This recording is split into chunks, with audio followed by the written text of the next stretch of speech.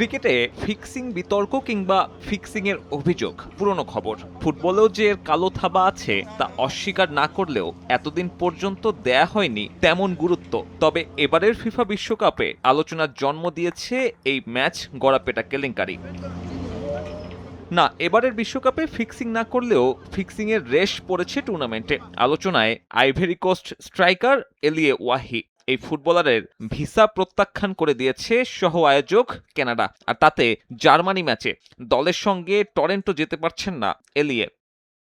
গুরুত্বপূর্ণ স্ট্রাইকারকে নিয়ে আগের ম্যাচে জয় তুলে নিয়েছিল আইভরি কোস্ট। এবার তার না থাকাটা বড় ধাক্কা। অবশ্য তার প্রতি ওঠা অভিযোগ আরো বড়। ক্লাবের হয়ে একটা হলুদ কার্ড হজম করে বিতর্ক জন্ম দেন এই ফুটবলার। এই তো মে মাসের ঘটনা। ফ্রেঞ্চ ক্লাব নিশের হয়ে খেলতে নেমে একটা অস্বাভাবিক হলুদ কার্ড দেখেন এলিয়ে। আর ওই কার্ডকে কেন্দ্র করে বিশ্বের বেটিং বাজারে ধরা হয় অস্বাভাবিক বাজি। এরপরেই জবাবদিহির আওতায় আনা হয় নিশ স্ট্রাইকারকে, এমনকি তাকে গ্রেপ্তার করে পরবর্তীতে ছেড়ে দেয় ফ্রেঞ্চ পুলিশ।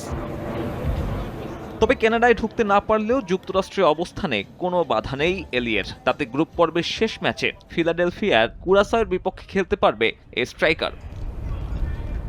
এলিয়েকে ছাড়াই তাই জার্মানির বিপক্ষে নামতে যাচ্ছে আইভরি কোস্ট।